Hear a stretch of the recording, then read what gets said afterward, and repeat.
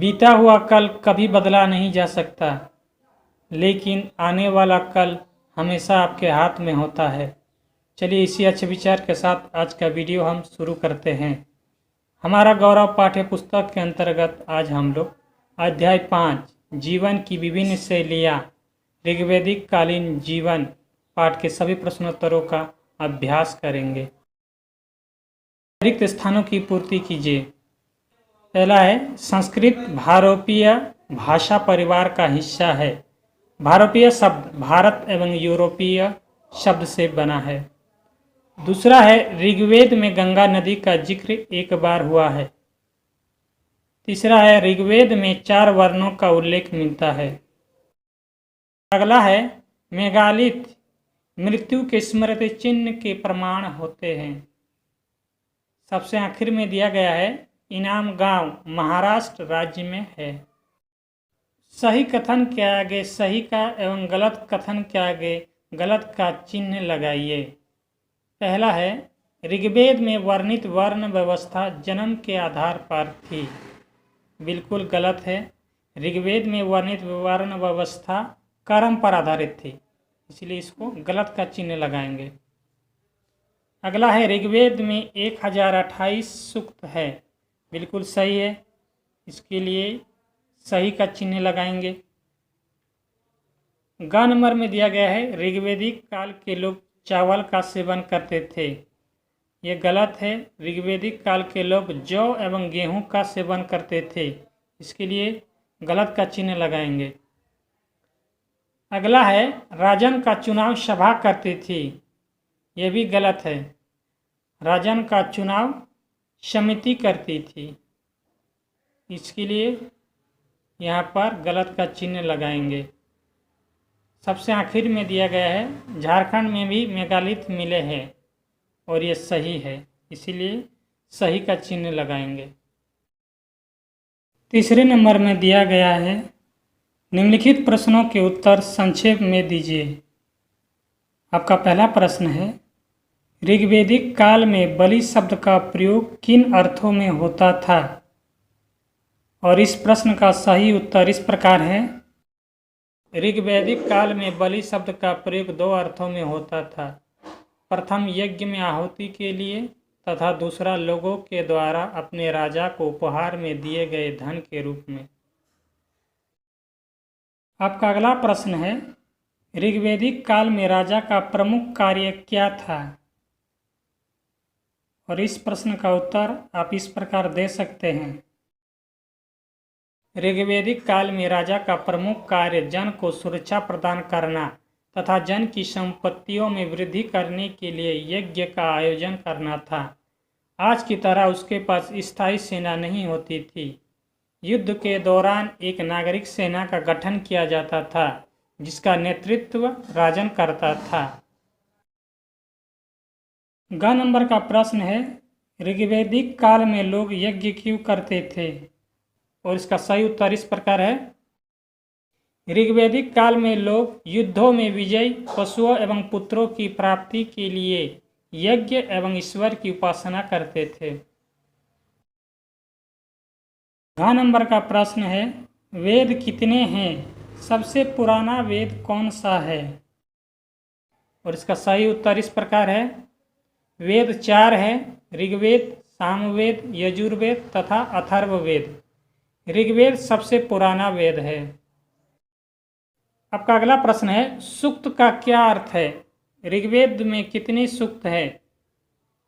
और इसका सही उत्तर है सूक्त का अर्थ अच्छी तरह बोला गया है। ऋग्वेद में 1028 प्रार्थनाएं अथवा सूक्त है। सबसे आखिर में दिया गया है महापाषाण का क्या अर्थ है? भारत में महापाषाणिक स्थल कहाँ कहाँ मिले हैं? और इस प्रश्न का सही उत्तर इस प्रकार है। महापाषाण का अर्थ है बड़ा पत्थर। भारत में आदिचन्नलूर जो कि तमिलनाडु में है, ब्रह्मगिरी जो कि आंध्र प्रदेश में है, आदि महापाषाणिक पुरास्थल है। आइए चर्चा करें। चौथे नंबर का प्रश्न है ऋग्वैदिक काल के लोगों की विभिन्न कार्यकलापों का उल्लेख कीजिए। और इस प्रश्न का उत्तर आप इस प्रकार दे सकते हैं। ऋग्वैदिक काल के लोगों की विभिन्न कार्यकलाप निम्नलिखित हैं। पहला है सामाजिक जीवन। ऋग्वैदिक काल में लोग गांवों में रहते थे। गांव परिवारों से बना था। परिवार पितृ सत्तात्मक था। समाज में वर्ण व्यवस्था का प्रचलन था। वर्ण भेद का आधार जन्म नहीं बल्कि कर्म था। यज्ञादि कराने एवं शिक्षा प्रदान करने वालों को ब्राह्मण यानी पुरोहित, युद्ध में भाग लेने वाले को क्षत्रिय तथा संपत्तियों को अर्जित एवं व्यापार करने वाले वैश्य कहलाते थे। क्षुद्रों को सेवक के रूप में समझा जाता था। शिक्षा गुरुकुल पद्धति पर आधारित थी, जहाँ पर सामान्यतः मौखिक शिक्षा दी जाती थी। यव यानी जौ एवं गेहूं लोगों का मुख्य भोजन था। भोजन में दूध, दही, घी आदि का विशेष महत्व था। मिठास के लिए मधु का प्रयोग होता था। कुछ लोग मांसाहारी भोजन का भी प्रयोग करते थे। दूसरा है शासन व्यवस्था। ऋग्वैदिक काल की शासन व्यवस्था कई स्तरों पर बंटी थी। सबसे छोटा स्तर कुल यानी ग्रह था। कई कुल मिलकर ग्राम, ग्राम मिलकर विश्व, विश्व मिलकर जन का निर्माण करते थे। ग्राम का प्रधान ग्रामीणी, विश्व का प्रधान विश्वपति एवं जन का प्रधान राजन होता था। राजन संभवतः लोगों द्वारा चुने जाते थे। राजा पुरोहित की सहायता से न्याय करता था। लड़ाइयाँ पुरुषों के द्वारा लड़ी जाती थी। तीसरा है आजीविका। ऋग्वैदिक काल में लोगों की मुख्य आजीविका पशुपालन थी। पशुओं में गाय का महत्व अधिक था। गाय के अलावा घोड़ा दूसरा महत्वपूर्ण पशु था। घोड़े का प्रयोग मुख्यतः रथों में होता था। उस काल के लोग खेती भी करते थे। उस काल में कुछ पेशेवर भी रहते थे। रथ का रथ बनाता था। कपड़ों की बुनाई के लिए बुनकर थे। कुछ लोग सोना, तांबा और कांसा से अनेक प्रकार की वस्तुओं का निर्माण करते थे। पशुओं की चोरी करने वाले को पणी कहा जाता था। चौथा है धार्मिक जीवन, पूजा पाठ। ऋग्वैदिक काल में इंद्र को सबसे प्रतापी देवता समझा जाता था। ऋग्वैदिक काल में लोग युद्धों में विजय, पशुओं एवं पुत्रों की प्राप्ति के लिए यज्ञ एवं ईश्वर की उपासना करते थे। 5वें नंबर का प्रश्न है, हड़प्पा सभ्यता एवं ऋग्वैदिक सभ्यता में कोई 3 अंतर लिखिए। और इस प्रश्न का उत्तर आप इस प्रकार दे सकते हैं। हड़प्पा सभ्यता और ऋग्वैदिक सभ्यता के बीच अंतर निम्नलिखित है।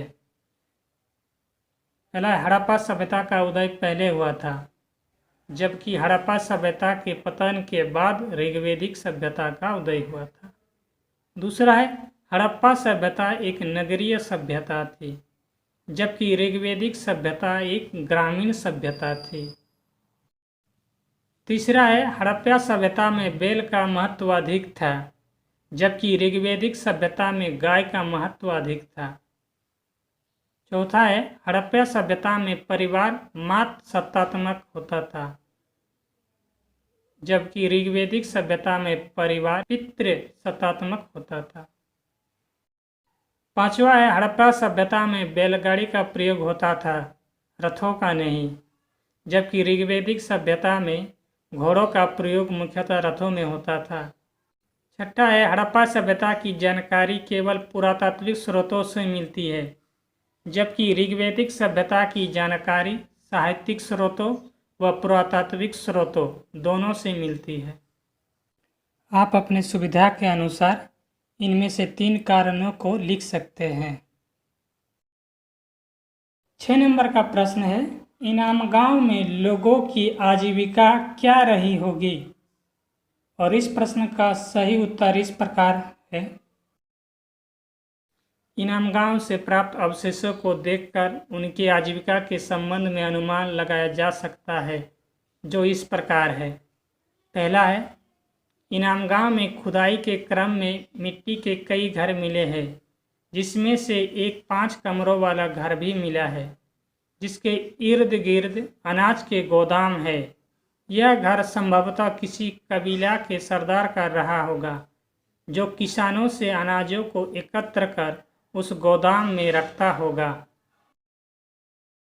दूसरा है, पुरातत्वविदों को लाल रंग के कई ऐसे बर्तन मिले हैं जिस पर काले रंग की डिजाइन होती थी। इसके अलावा पत्थर एवं तांबे से बने औजार तथा तांबे, हाथी के दांत एवं सीप से बने गहने प्राप्त हुए हैं। अतः ये कहा जा सकता है कि कुछ लोग शिल्पकार और कारीगर का काम करते होंगे। तीसरा है, इनाम गांव में कई मृण मूर्तियाँ यानी मिट्टी की मूर्ति मिली है, जिसमें से कुछ मूर्तियाँ धार्मिक महत्व की है। संभवतः कुछ लोग मूर्तिकार का काम करते होंगे।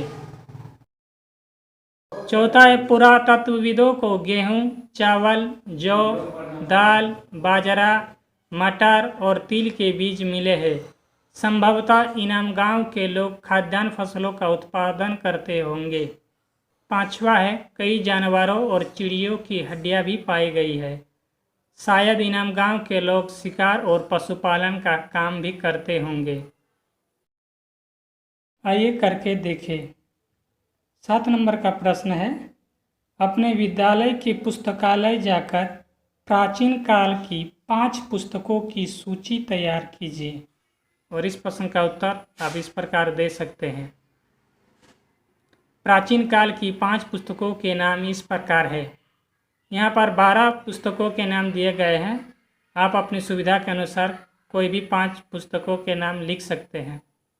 पहला है अर्थशास्त्र, जिसको चाणक्य ने लिखा। दूसरा है पंचतंत्र, विष्णु शर्मा जी ने लिखा। तीसरा है बृहद संहिता, वराहमिहिर जी ने लिखा। चौथा है राजतरंगिणी, कल्हण जी ने लिखा। कथा सरित सागर, जिसके लेखक है सोमदेव। छठा है रघुवंशम, जिसके लेखक है कालिदास। सातवां है आर्यभटिया, जिसको आर्यभट्ट जी ने लिखा। आठवां है बुद्ध चरित, जिसको अश्वघोष ने लिखा है। नौवां है पृथ्वीराज रासो, जिसको चंद्रवरदाई ने लिखा है। 10वां है देवी चंद्रगुप्तम, जिसको विशाख दत्त ने लिखा है। और आप रामायण महाभारत को भी लिख सकते हैं।